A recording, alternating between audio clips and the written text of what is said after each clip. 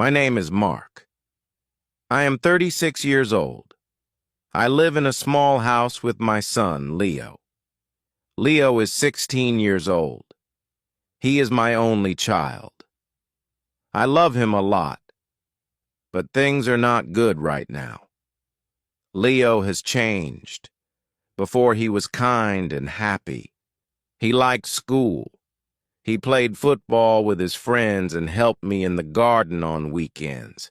But now he is different. He does not listen to me. He stays out late at night. He skips school. He argues with me all the time. I feel like I do not know him anymore. One evening, I was sitting in the kitchen, looking at the clock. It was 9:30 p.m., and Leo was not home. I called his phone. He did not answer. I called again, but still nothing. I started to feel very worried. "Where is he?" I whispered, walking around the small kitchen. At 10 p.m., the front door opened. Leo came in. He wore a hoodie that covered his face. His shoes left mud on the floor.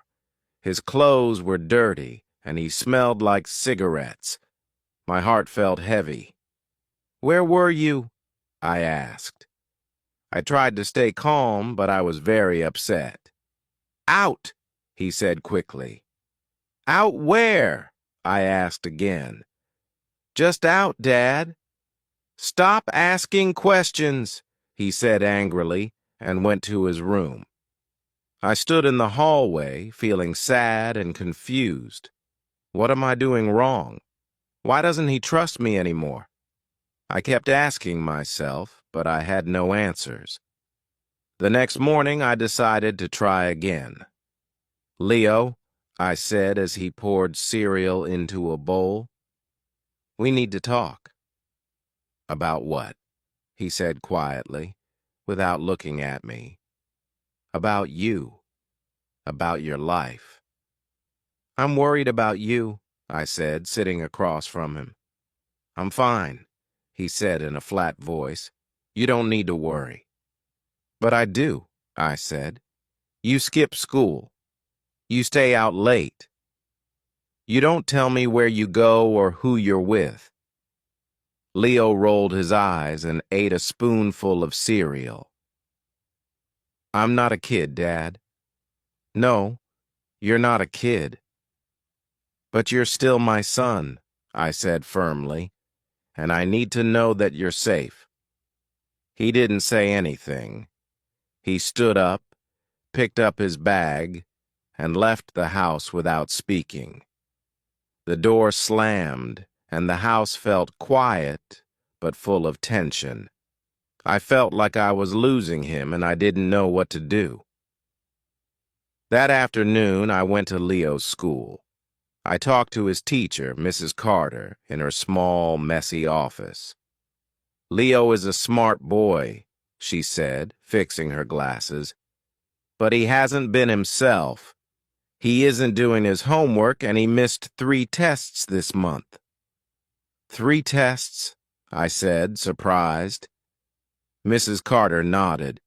"I've also seen him with some boys after school. They don't seem like a good influence." My stomach felt tight. I thanked her and left the office.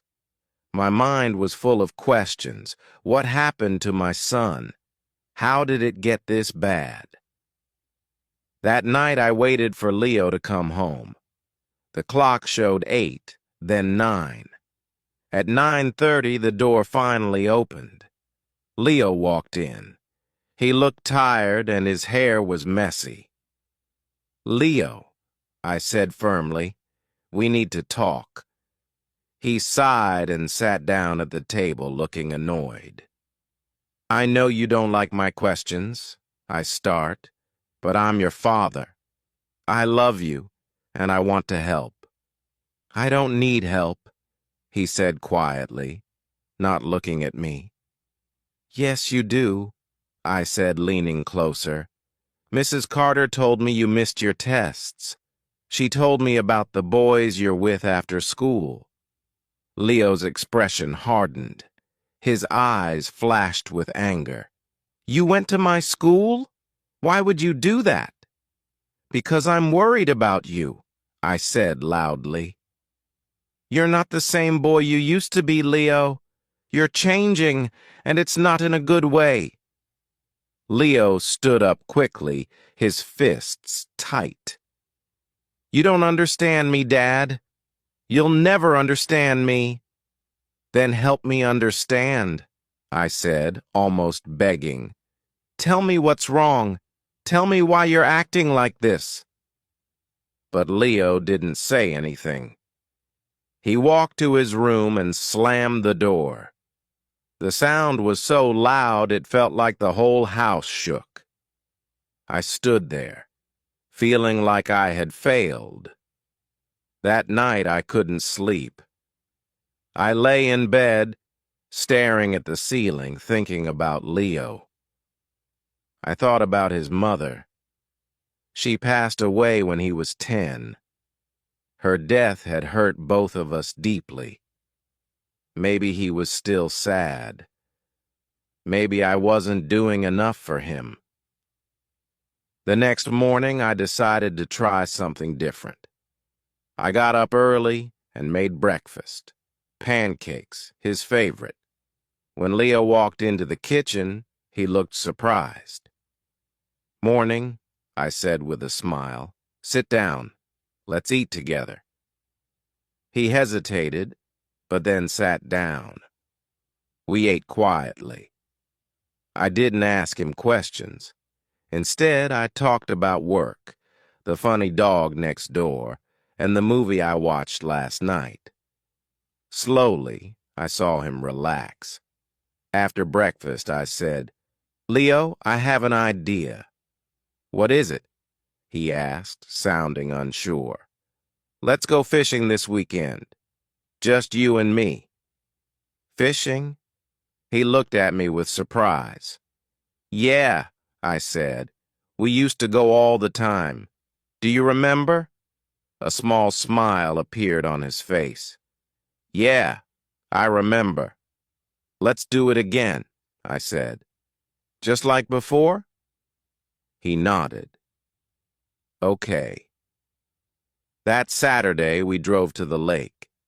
The sun was bright and the water sparkled. When we threw our fishing lines into the calm water, everything felt quiet and peaceful. At first, we didn't say much, but after some time, Leo started to talk. I miss Mom, he said softly, looking at the water. I miss her too, I said, my voice filled with emotion. Sometimes I feel so angry, he said, and I don't even know why. I nodded. It's okay to feel angry, Leo, but you can't let it take over your life. He looked at me, his eyes showing how hurt he was. I don't know how to stop. You don't have to do it alone, I said, putting my hand on his shoulder. I'm here for you. Always. That day changed things for us. Leo started talking to me more. He came home on time, did his homework, and even apologized to Mrs. Carter for missing his tests. It wasn't a quick fix. There were still hard days, moments when things felt difficult. But little by little, we fixed the connection we almost lost. I learned that being a father doesn't mean having all the answers. It means being there, even when it feels like you're not doing enough. Leo learned that he didn't have to face his problems alone. Now, when I look at Leo, I see the boy I thought I'd lost. He's not perfect. No one is. But he's trying, and that's enough for me. Because no matter what happens, I will always be there for him. Thanks for joining me today. Continue practicing, and I'll see you in the next lesson.